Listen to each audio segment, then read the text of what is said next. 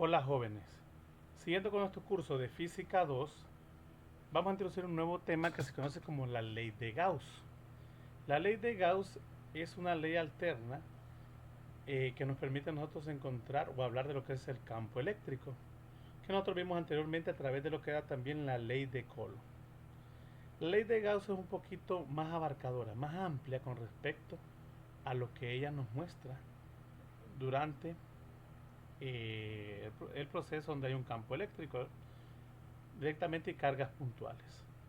Vamos a darnos cuenta que es muy conceptual en algunos puntos, los cuales debemos analizar mucho a detalle. Para esto, chicos, lo primero que vamos a ver es o recordar un poco lo que es la carga y flujo eléctrico. Ya habíamos dicho que las cargas era ese fenómeno de portadores que tenía el sistema que lo hacían negativa o positiva que habíamos visto anteriormente. El nuevo concepto es flujo eléctrico, que vamos a verlo a detalle paso a paso. Para eso vamos a decir que existe una relación alternativa entre las distribuciones de carga y los campos eléctricos, como ya sabíamos nosotros con respecto a eso, el campo y la carga. Para descubrir esta relación, esta nueva relación, hagamos la pregunta del campo eléctrico a la inversa. La pregunta a la que hacemos referencia a nosotros es la que nos decía cómo sabe cada una que la otra está ahí, refiriéndonos a las cargas. Cuando estaban en un vacío, pero una sentía la presencia de otra, y habíamos llegado a la conclusión de que hablábamos del campo eléctrico que una carga emite. Es como esta carga se da cuenta que la otra existe, aunque no la esté viendo en el espacio. ¿Ok? Directamente. La pregunta que ahora plantearemos al revés. ¿Qué sucede si conocemos el patrón del campo eléctrico, el patrón, perdón, del campo eléctrico, que antes no lo conocíamos, antes conocíamos nosotros las cargas y observábamos de ellos, y no conocíamos el patrón? Pero ¿qué sucede si nosotros conocemos el patrón del campo eléctrico en una región específica? ¿Qué podemos deducir acerca de la distribución de carga en esa región en específica? Para entender esto, chicos, más a detalle, vamos a considerar una caja, como se ilustra en la figura, que puede contener o no una carga eléctrica. Imaginémonos una caja, chicos, que está cerrada. Una caja una caja cualquiera, imaginemos una caja de esas donde vienen jabones, etcétera, que está selladita. Pero le hemos quitado todas las marcas alrededor, todo, y ustedes no saben qué hay dentro de esa caja porque viene sellada. ¿Ok? Esa caja está hecha de un material, en este caso, un material muy específico. Un material que no interactúa con el campo eléctrico, que ninguna carga puntual o ninguna carga con carga, valga la redundancia, pueda interactuar con el entorno. ¿A qué nos referimos? Que esa caja está hecha de un material que no le afecta el campo eléctrico de ninguna carga puntual. ¿Ok? ¿No doy a entender? O sea, ella no le interesa, o sea, no siente nada, ningún efecto físico, ni tampoco a nivel de su estructura, aunque adentro haya algo que tenga una carga eléctrica. Ella no se inmuta. ¿Estamos de acuerdo? Debido al material que la hace.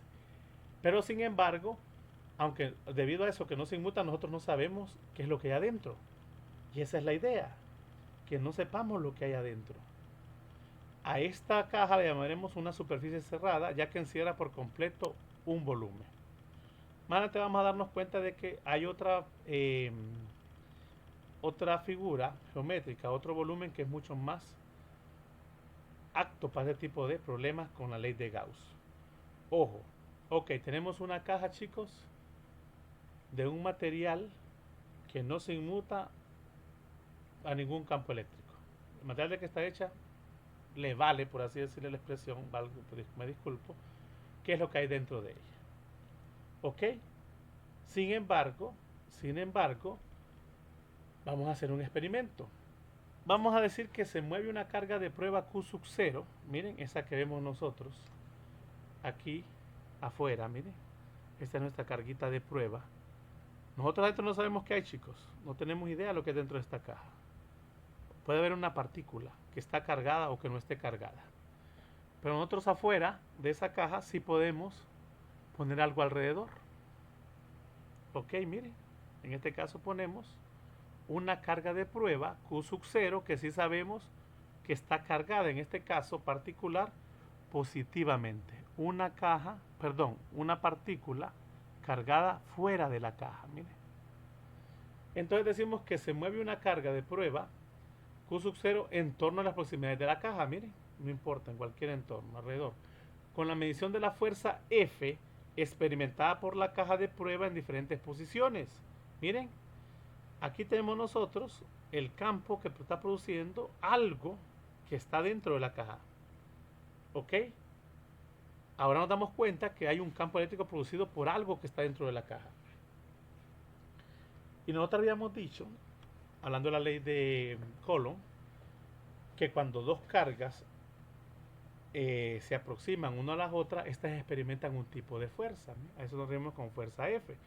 Una fuerza de repulsión o una fuerza de atracción, dependiendo el símbolo de cada una de las cargas puntuales y a la vez del campo que emite. Miren como que lo que tenemos aquí, experimentada por la carga de prueba en diferentes posiciones. Elaboramos un mapa tridimensional, o sea, en el espacio del campo eléctrico. Miren, aquí tenemos ese mapa dibujado del campo eléctrico. Y el campo eléctrico va en todas las direcciones.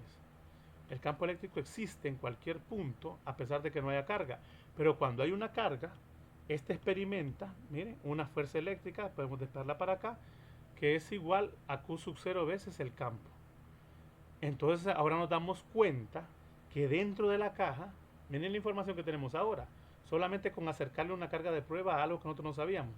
Cuando este experimenta, esta carga vemos que experimenta una fuerza de repulsión, se quiere alejar de la caja. Cuando la quiero acercar a esa partícula, ella no quiere acercarse, quiere irse de ella.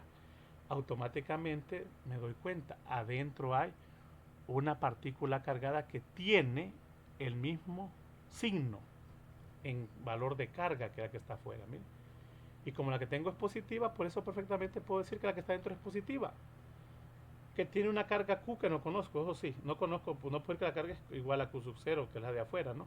Esa carga Q puede cambiar. Lo que estoy seguro es que esa carga es positiva.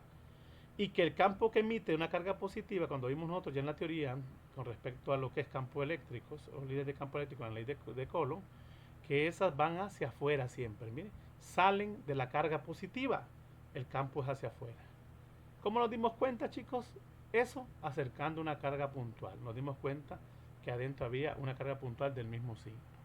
Ojo, quiero que vayan entendiendo la idea, el experimento en sí que estamos haciendo. Aquí tenemos 4 casos, chicos, donde el campo eléctrico sobre la superficie de las cajas contiene A, una sola carga puntual positiva, B, 2 cargas puntuales positivas, C, una carga puntual negativa y D, 2 cargas puntuales negativas. En el caso de A, vemos una carga positiva dentro de la caja y el flujo hacia dónde es, miren, hacia afuera. Recuerden que el campo eléctrico, este E, que emite una carga positiva, siempre busca salir de la carga. ¿Ok? Como aquí no nos daríamos cuenta en ninguno de los 4 casos qué es lo que hay adentro, a menos que conozcamos el campo, pues se supone que nosotros no lo conocemos, a menos que le acerquemos a cada caja una carguita de prueba. Miren, ahí empezamos a definir qué hay adentro. Ahora, tampoco somos brujos para definir cuántas cargas hay adentro, ¿verdad? Eso sería bien complicado. Sin embargo, nos podemos dar cuenta del signo de la carga y ya con eso es mucho para encontrar varias cosas. Ahora, la fuerza que experimenta nos permite encontrar también la carga Q. En el caso de B, miren chicos, cargas positivas dentro de la caja, siempre el flujo es hacia afuera. Miren, nada más que hay mayor cantidad de flujo o de campo eléctrico, perdón, en este caso. Estamos hablando del flujo, ojo. El concepto ahora es el flujo eléctrico. Miren, flujo eléctrico y carga encerrada. Siempre el flujo eléctrico. El flujo es hacia afuera, miren. Las líneas de campo. La carga negativa es hacia adentro sin importar la cantidad de cargas negativas que se encuentren dentro de la caja. Siempre el campo va a ser, el flujo. No confundamos campo y flujo. Campo es una cosa y flujo es otra. Entonces el flujo es hacia adentro, miren. Directamente. Pero también, chicos, puede ser que dentro de esa caja no exista ninguna carga. O si exista, ojo, o si exista, pero no se esté emitiendo un campo. Por lo tanto, no hay un flujo. Veamos el caso de A. Miren, 3 casos, leemos aquí 3 casos en los que hay una carga neta igual a 0 en el interior de la caja. Y no hay flujo eléctrico neto a través de la superficie de esta. Otra cosa importante, chicos, el flujo eléctrico que no es campo eléctrico, ojo, el flujo eléctrico que experimentaría esta caja o que habría en esta caja sea alrededor de la superficie de la caja. Mire, alrededor de la superficie está pasando un flujo eléctrico emitido gracias a las cargas que están adentro. Vuelvo y repito, la caja no se inmuta, la caja no le interesa, a él le da igual lo que hay adentro, no le afecta. Sin embargo, algo está pasando, ¿no? Alrededor de ella está fluyendo o está dándose un flujo eléctrico en el sistema. Sin embargo, a ella no le interesa. El primer caso, chicos, es una caja que contiene una cantidad desconocida de carga, donde nosotros no conocemos la dicha carga. Puede ser que incluso dentro no haya nada, o haya partículas neutras. Miren, partículas neutras, o que incluso, como en el caso del B, miren, hay una carga neta igual a cero. ¿Por qué? Porque dentro tenemos dos partículas, una cargada positiva y otra cargada negativa, pero el mismo valor de carga Q. ¿Qué sucede? Se neutraliza entre ellos el flujo, miren. Y si yo coloco una carga por ahí, una carga de probador, no voy a sentir nada. ¿Por qué? Porque estos dos se están neutralizando entre ellos. A menos que depende de la ubicación también, ¿verdad? Y otra es cuando dentro de la caja el flujo entrante cancela el flujo saliente. Eso se da cuando tengo una lámina, miren, una lámina cargada uniformemente. Esa lámina está fuera de la caja. Cuando yo pongo esa lámina y la pego a la caja, esa lámina que está cargada, el flujo o el campo eléctrico, miren, es en esta dirección, perpendicular a la superficie de la placa. Pero, ¿qué sucede? Entra y sale el flujo. Y adentro no hay nada. Entonces la lámina está cargada uniformemente, pero dentro de la caja el flujo entrante cancela el flujo saliente. Mira, o sea, lo mismo que entra, lo mismo que sale. Esos son tres casos muy particulares donde podemos decir que la carga neta es igual a cero. ¿Ok? Otra cosa, la carga, chicos, es una cantidad escalar, no es un vector. Es algo muy interesante. La carga es una cantidad escalar. De hecho, es un producto punto de dos vectores que al final me da una cantidad escalar. Resumiendo, para los casos especiales de una superficie cerrada en forma de caja rectangular y distribuciones de carga debido a cargas puntuales o láminas infinitas con carga, con el caso de los tres anteriores, tenemos lo siguiente. Primero, la existencia de un flujo eléctrico neto hacia el interior o hacia el exterior, o hacia el interior de una superficie cerrada depende del signo de la carga encerrada. Miren, el flujo eléctrico depende del signo de la carga encerrada. Ya vamos a darnos cuenta que hay una estrecha relación entre lo que es campo eléctrico y flujo eléctrico. ¿Ok? Para nosotros el flujo eléctrico es hasta ahora una emisión de algo. Todavía ni siquiera lo hemos definido y con una variable. 2. Las cargas afuera de la superficie no provocan un flujo eléctrico neto a través de la superficie. Eso indica que solo las cargas que están encerradas, escuchen bien, solo las cargas que están encerradas dentro del cuerpo, que en este caso es la caja, provocan un flujo eléctrico. Si yo tengo una carga fuera de la caja, esa carga no produce flujo eléctrico en la superficie de la caja. Ahora, si yo vengo y le hago más grande la caja y encierro esa carga, ahí sí. Y si la voy haciendo más grande, voy encerrando más cargas, ahí sí. Pero si la voy haciendo pequeña y que van saliendo algunas cargas de la caja, esas cargas ya no provocan ningún flujo alrededor de la superficie de la caja. ¿Ok? Pocas palabras, solo lo que está dentro del cuerpo o de la superficie cerrada, que en este caso es esta caja, son las únicas que producen flujo eléctrico. Todo lo que está fuera de esas cajas no producen flujo eléctrico, sin importar la cantidad de carga que tengan, chicos. La ley es clara. 3. El flujo eléctrico neto es directamente proporcional a la cantidad neta de carga contenida dentro de la superficie, pero es independiente del tamaño de la superficie cerrada. ¿Qué nos indica a nosotros? Que el flujo eléctrico va a crecer o disminuir dependiendo de la cantidad de carga neta que esté dentro de la caja. Si nosotros venimos y le metemos dentro de la caja más cargas, más partículas cargadas, el flujo se ve afectado. Ahora, si venimos nosotros y mantenemos el mismo número de cargas y aunque vamos haciendo más grande la caja, si en esa caja no está entrando ninguna carga más, el flujo sigue siendo el mismo. ¿Ok? Imaginemos nosotros que metemos dentro de una caja dos pelotas de ping-pong. Vamos a suponer que esas pelotas de ping-pong son cargas puntuales. Tenemos dos pelotas de ping-pong. Si dentro de esa caja, que no le hemos tocado un tamaño, le metemos otras cuatro o unas cuatro pelotas de ping-pong o cargas puntuales, entonces el flujo eléctrico se va haciendo más grande. Si venimos nosotros y le sacamos pelotas, que son partículas cargadas de la caja, el flujo eléctrico se va haciendo más pequeño. A eso se refiere con proporcional. ¿Ok? Que el flujo es proporcional a la cantidad de carga neta. Entre más cargas que haya dentro de la caja, mayor el flujo eléctrico. Y entre menos carga, menor el flujo eléctrico. Ahora imaginemos nosotros lo siguiente, que tenemos una cantidad de cuatro pelotas, cuatro cargas puntuales, y nosotros agarramos una caja más grande. ¿Qué va a pasar, chicos? Pues nada, el flujo se mantiene igual, porque el flujo depende solo de las cargas que estén adentro. Si no hemos nosotros modificado el número de cargas dentro, no hemos metido ni sacado, por más que hagamos más grande esa caja, el flujo eléctrico va a ser el mismo. Entonces el flujo eléctrico depende directamente de la cantidad neta de la carga y no del tamaño de la superficie que encierra esas cargas. Ok, que lo podemos hacer más grande. Eso aplica para cualquier superficie, chicos. No importa si es rectangular, si es piramidal, si es una esfera, que vamos a ver más adelante que el caso más fácil de trabajar es una esfera directamente. Aquí, chicos, tenemos dos imágenes a lo que nos hacemos referencia. Al duplicar la carga encerrada se duplica el flujo. Miren, si esta carga ahora es 2Q, el flujo aumenta. Por lo tanto, hablamos también del campo. Pero si ahora mantenemos Q y lo que hacemos es más grande la caja, el flujo no cambia. Miren lo que estábamos hablando anteriormente. Hablemos ahora de lo que es el flujo eléctrico uniforme. Ojo, después vamos a generalizar por un flujo eléctrico no uniforme. Pero en este caso hablar de un flujo eléctrico uniforme o constante, como hemos hablado nosotros anteriormente.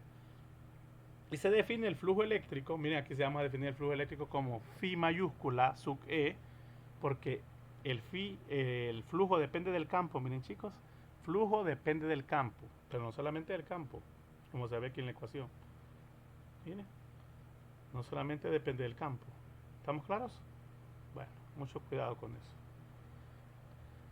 Se define el flujo eléctrico, phi, a través de un área como el producto de la magnitud E del campo por el área A, miren. O sea que si yo multiplico el campo eléctrico que produce la carga por el área superficial, obtengo el flujo. Ojo, si ustedes se recuerdan, el campo eléctrico trabaja de manera perpendicular. Bueno, perdón, va en todas las direcciones, sin importar en cuál dirección sea. Pero en este caso muy particular, el flujo solamente trabaja con áreas perpendiculares. O sea que el área debe ser perpendicular directamente al campo para producir lo que es un flujo eléctrico. De una manera más general, nuestra definición de flujo eléctrico, esta que tenemos nosotros acá, la podemos generalizar. Ok, ojo, para un flujo eléctrico para campo eléctrico uniforme, superficie plana. Y decimos nosotros, debido a que esto es un producto, miren, aquí está en forma de magnitud, ojo, por eso no tienen las flechitas arriba de vectores. Esto sucede cuando directamente estamos hablando de una placa que está totalmente perpendicular al campo.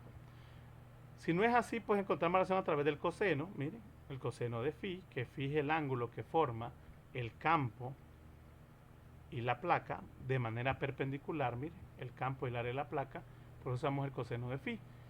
Podemos incluso reescribir este coseno de phi como, miren, como E perpendicular. Eso significa esto, miren, perpendicular. Y al final obtenemos también que es el producto punto de dos vectores E por A. Miren, el producto punto de dos vectores de sus cursos de álgebra lineal quedaba como la magnitud de E por A coseno de phi. Miren, perfectamente. ¿A qué nos referimos con coseno de phi? A esto, miren chicos, aquí tenemos un ejemplo de tres casos, donde en el caso A tenemos un campo eléctrico, miren, que está fluyendo por una placa. Miren, una placa. En el campo es uniforme, miren, eso significa uniforme, miren. El campo es igual en cualquier punto de la placa. Era como lo que teníamos nosotros entre dos placas paralelas conductoras, en este caso una placa. La superficie está frente al campo eléctrico, miren, E y A son paralelos. Miren, E el campo eléctrico, miren, es paralelo a la superficie. Ojo, ojo. em, Voy a rectificar un poco esta idea. Ok, no es que está mal, sino que voy a rectificarla. Estamos hablando de que esto es perpendicular a A. Esto no cambia. Pero, está hablando de propiamente el área de sección transversal. Pero el campo, chicos, como dice aquí el campo, el vector del campo, ojo, vector del campo, esto es magnitud, el vector del campo E y el campo A son paralelos. El ángulo entre ellos es φ igual a 0. Cuando eso es φ igual a 0, el flujo eléctrico es el flujo más alto que podemos encontrar. ¿Por qué? Porque el coseno de 0, ¿cuánto es, chicos? Siempre es 1. Entonces la ecuación se reduce a decir que el flujo es igual a E punto A. Y esto E punto A es coseno de φ en magnitud, coseno de φ es 1 y solo queda E por A, que es esta ecuación primera, miren, que ya teníamos nosotros. Cuando el flujo eléctrico es igual al producto de la magnitud de E por A, cuando estos dos, chicos, son totalmente paralelos. Ellos dos, lo que es el campo y el área. Ahora, otra cosa diferente es el vector diferencial de área, DDA. Ok, ya nos vamos a dar cuenta de algo interesante, DDA. Donde hablamos también de un vector unitario. ¿Se acuerdan de los vectores unitarios? Esos son importantes para definir la magnitud de un vector y poder normalizar el sistema. B, ahora la superficie está inclinada a un ángulo φ, mire. Antes el ángulo era totalmente 0, mire. El campo eléctrico era paralelo a, miren, al vector A. O sea, el campo se mueve hacia la derecha y el vector A sale directamente a la derecha. ¿Por qué? Porque esta placa, chicos, ojo, recuerden que los que son paralelos son el vector de campo y el vector de área. El área en sí es perpendicular a las líneas de campo, miren, porque forma un ángulo de 90, aquí se ve. Pero es el área con el campo, las líneas de campo. Pero las líneas de campo con el vector de área son paralelos, miren, aquí se ve. Pues, pareciera confuso, chicos, pero no lo es. El área es todo esto, el área es una cantidad, en este caso una magnitud, pero A es un vector que se representa de manera perpendicular al área, el vector A. Pero este vector A está totalmente perpendicular al área, miren, en la misma dirección del campo. Por lo tanto, el ángulo que forma el campo eléctrico, estas líneas como rojitas, con el vector, miren, A, ¿cuánto es? 0, aquí está, miren. Y el coseno de 0 es 1 y al final solamente me queda E por A. Aquí ya cambia, porque ese ángulo φ, ya veo yo que las líneas de campo, miren, ya no son paralelas al vector de área. Ya el área está inclinada un ángulo φ. Sin embargo, a mí me interesa saber ese ángulo que es paralelo, mire, a las líneas de campo. Y lo único que hace paralelo, según esta convención del signo, no es el seno sería paralelo pero a la superficie de área, no al vector de área. Son dos cosas diferentes, superficie de área y vector de área. ¿Ok? Entonces aquí el ángulo ya no es 0, sino que es un ángulo φ, miren, medido de este punto por correspondencia de ángulos, de su curso de trigonometría, y al final obtenemos la segunda relación, miren. Lo dejamos como la segunda relación, EA coseno de φ. Ahora el φ ya no es 0, sino que tiene un valor diferente de 0. Miren, qué interesante. Pero ¿qué sucede? Ojo, y me interesa la parte que solamente son, que las líneas de campo son paralelas al vector A. Y el vector A sale del coseno. Pero ¿qué sucede si ahora esa placa está inclinada en el suelo? El campo, ¿se dieron cuenta que el campo sigue yendo en la misma dirección en los tres casos? Miren, el campo no ha cambiado. Lo que va cambiando es la posición de esa placa. Miren, primero está de esta forma, segundo lo inclinamos y tercero la tiramos al piso. ¿Qué sucede? Las líneas de campo siguen pasando así de esta forma. Pero ahora veo algo interesante, que el ángulo que forma el vector A, miren, con las líneas de campo ya no es paralelo como era en este caso, o en este caso que podíamos sacar el coseno de phi. Ahora tenemos un ángulo de 90. Seguimos aplicando la misma fórmula, chicos. La misma fórmula seguimos aplicando para todos los casos. Miren, esta fórmula la hemos aplicado para los tres casos. Cuando el coseno de phi es 0, solo queda e por a y nos queda la primera fórmula.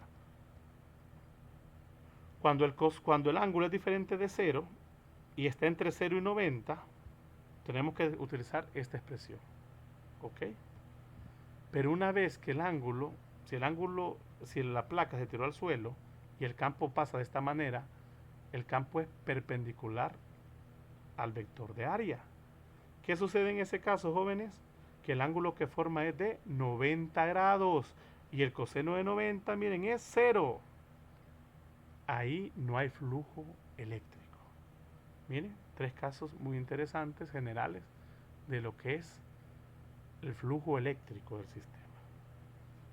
Aquí tenemos, miren, de esta forma, cuando tenemos coseno de 0, aquí cual otro ángulo, y si esto fuera 90, esto se hace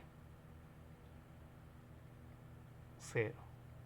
Puede ser mayor de 90 también, dependiendo, ¿verdad? Y vamos con los ángulos, van a salir incluso ángulos negativos que indican ciertas cosas con el flujo. Ahora, eso era con respecto a un campo eléctrico uniforme, pero nosotros podemos generalizar para un campo eléctrico no uniforme. Nosotros sabemos que los campos o los campos eléctricos que emiten una carga puntual no necesariamente son uniformes, a menos que estén entre dos placas paralelas. Generalmente los campos son dispersos a lo largo o alrededor de una superficie, se van dispersando y podemos encontrar diferentes campos a diferentes puntos de ubicación. Una forma muy general es utilizando la integral. Mire, nos decimos que el flujo eléctrico es igual a la integral de E coseno de phi por el diferencial de área, el d de A, porque el área va variando. Y volvemos a escribir esto mismo que acá nosotros conocíamos. Mire, esto es una forma muy general de lo que es el campo eléctrico no uniforme. El uniforme es fácil de poder calcular. Esta integral se llama integral de superficie porque es para superficies de la componente de área o integral de superficie de E punto de A. Para finalizar un poco este concepto, chicos, una idea, porque damos que era la parte conceptual, llegamos a definir de una forma muy rápida lo que es el campo eléctrico, el flujo eléctrico. Ahora, esta relación que nos queda al final viene de sustituir E. ¿Se acuerdan que E era igual a 1 sobre 4 pi epsilon sub 0 Q entre R? ¿Ok? Entre R al cuadrado. En este caso, el diferencial de área también tiene unidades al cuadrado, entonces se cancelan en algún momento. Por ahí aparece un 4, por ahí aparece un 2pi. Al final, todo ese arreglo, chicos, no lo vamos a hacer por cuestión de que me interesa que veamos esta parte conceptual, desaparece y solamente queda el epsilon sub 0. Bueno, el flujo eléctrico total a través de una superficie cerrada es igual a la carga eléctrica total neta, miren, que nosotros conocemos como carga encerrada dentro de la superficie. Ahora cambiamos la superficie, en vez de tener una caja tenemos una esfera, chicos, miren, una esfera. De hecho, mucho vamos a trabajar con esferas dividida entre epsilon sub 0. Cuando resolvemos la integral esta, que es E por diferencial de área, no importando el área superficial y el campo que está produciendo o el que lo produce la carga, no importa, llegamos a que eso siempre va a ser la carga Q. Aquí tenemos Q mayúscula, porque puede ser que haya muchas cargas, es la suma, entonces sería la suma de todas las cargas entre siempre epsilon sub 0. Y epsilon sub 0 es un valor muy conocido en la parte de electricidad, que se conoce como permitividad, si mal no recuerdo, de los materiales. Depende de los materiales, en este caso estamos hablando de epsilon sub 0 en el vacío, y tiene un valor. Por ahí se los dejo de tarea que me investiguen qué valor es, para poder tener una idea. Aquí tenemos, chicos, dos ejemplos de dos superficies que tienen encerradas una carga, cada una con una carga puntual, una positiva o negativa. Mire, se conoce como superficie gaussiana alrededor de una carga positiva y superficie gaussiana alrededor de una carga negativa. Aquí el flujo entra, miren, los campos entran, y aquí el flujo sale o los campos salen. Y al final quedamos con otros depende, que el flujo depende del campo y de el área. O el área de superficie. Esta es una integral cerrada. Eso significa este símbolo, cerrada. ¿Por qué? Porque es una superficie cerrada la que nosotros estamos utilizando. Esa otra parte no vamos a poder tocarla por cuestión de tiempo. Es mucho más interesante, podemos hacer muchos problemas y hablar un poco más de la ley de Gauss. Ahorita solo es un campo muy conceptual, no crean que la ley de Gauss es tan compleja, ya una vez analizándola, ojo.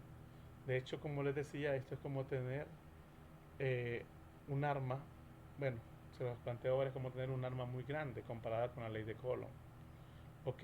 Al final el flujo eléctrico, miren, depende solamente de la carga que esté encerrada y de esta constante sub cero. Si yo conozco la carga encerrada, encuentro el sub cero, encuentro el campo, el flujo.